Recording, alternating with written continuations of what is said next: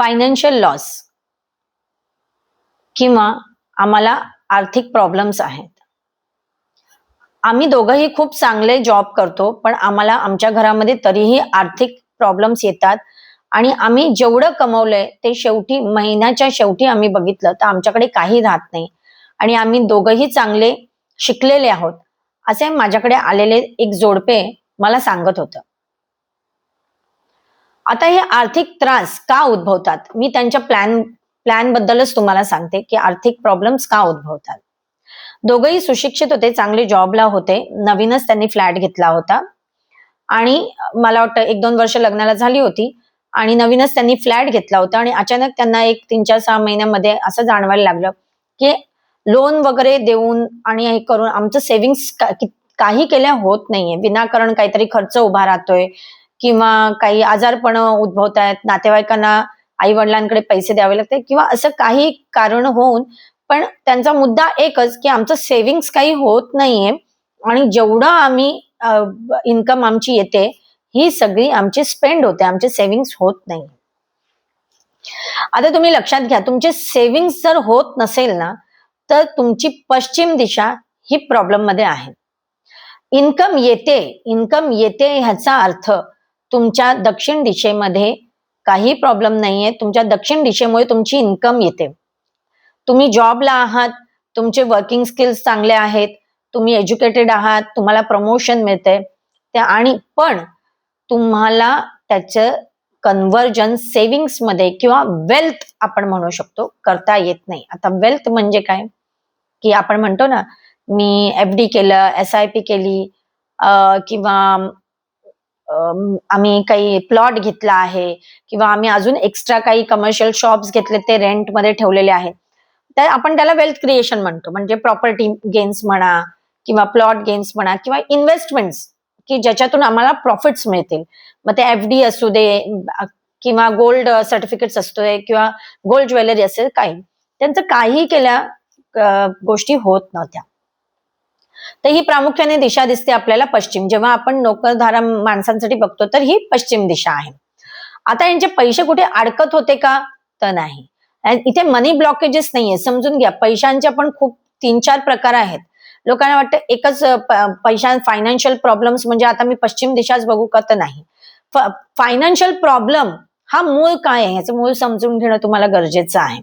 इथे व्यक्ती काय बोलला, जातक माझ्याकडे आला तो काय बोलला, ह्याच्या प्रश्नामध्ये त्याच आमचं संशोधन असतं. तो मला म्हणाला की आम्हाला इन्कम सोर्स चांगला आहे, आम्हाला इन्कम चांगली येते, आमचं प्रमोशन होत आहे, पण आमची सेव्हिंग्स होत नाहीये, आमची वेल्थ क्रिएशन होत नाहीये. तर प्रामुख्याने आपण पश्चिमेची नैऋत्य बाजू आणि पश्चिम दिशा म्हणजे WSW आणि वेस्ट अशा 2 दिशांकडे आपण लक्ष देतो. आता इथे अजून एक प्रश्न असा येतो की जो दुर्लक्षित करू शकत नाही.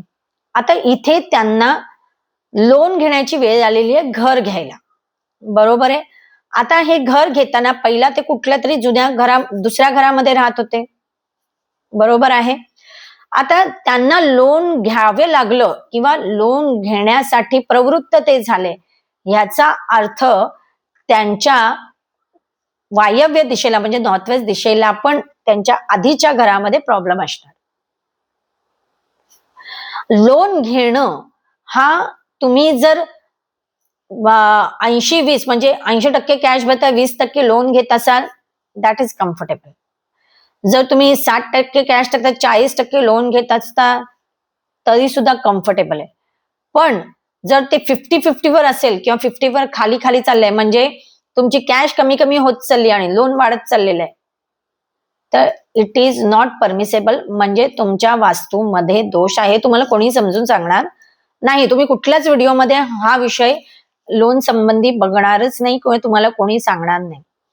जेव्हा तुमची 50-50 पर्यंत गोष्ट येते ना, तर समजून चाला तुम्ही लोनच्या ट्रॅपमध्ये पुढे जाऊन अडकणार आहात.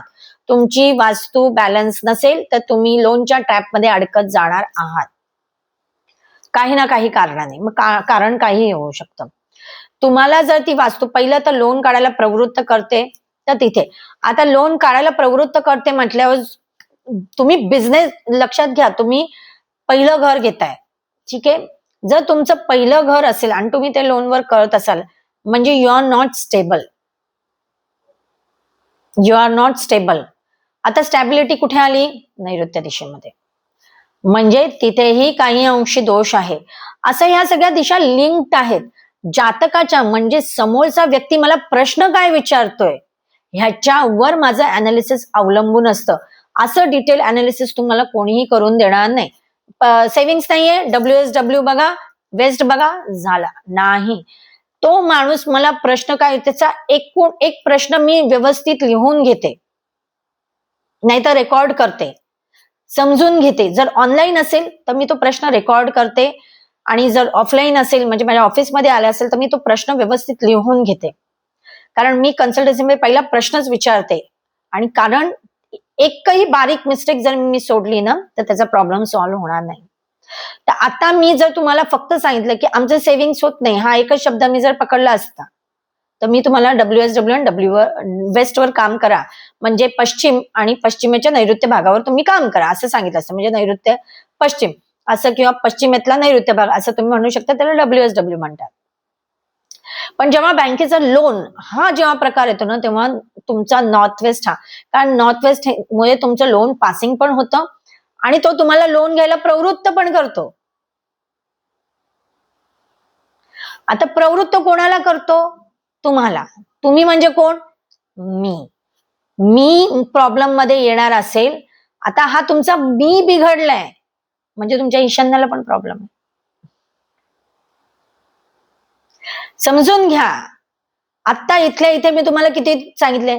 म्हणून जातक लोक प्रश्न जातकाचा समजून घेण्याआधी तुम्ही काय करता, युट्यूबवर पटकन जाता. आता मी हे कशावरून बोलते, कारण माझ्याकडे जेव्हा अपॉइंटमेंटला लोक येतात तेव्हा असं ना, मॅडम मी युट्यूबवर बघितलेलं, जर सेव्हिंग्स मध्ये प्रॉब्लेम आले तर असं असं इथे इथे असं पश्चिम दिशा आणि WS मी चेक केली, माझं असं नाही, माझं तसं नाही, माझं हे नाही.